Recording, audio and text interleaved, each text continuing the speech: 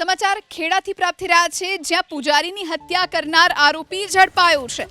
મહેમદાવાદમાં પૂજારીની હત્યા કરનાર આરોપી ઝડપાયો છે। ગત તારીખ 28મીએ આ બનાવ બન્યો હતો હત્યાનો। મંદિરમાં ચોરી કરવાના ઈરાદે આવેલા ચોરે પૂજારીની હત્યા કરી હતી।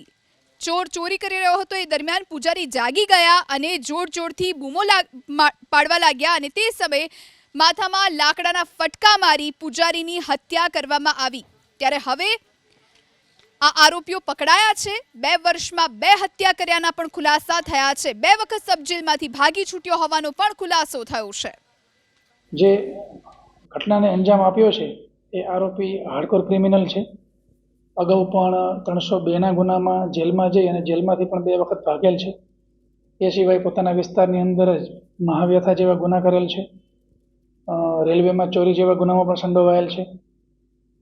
તો અલગ અલગ પ્રકારના ગુના આચરેલ છે। ગુનાહિત માનસિકતા ધરાવે છે અને આ જે ગુનો બન્યો એ ગુનામાં પૂજારી સૂતા હતા ત્યારે એ પોતે ચોરીના ઈરાદે ગયેલો અને પૂજારી જાગી જતા એને જે પેલા ઘોડિયાના પાયા આવે મજબૂત લાકડા એનાથી એકદમ હિચકારી હુમલો કરી માથા ઉપર અને ગંભીર ઈજાઓ પહોંચાડી।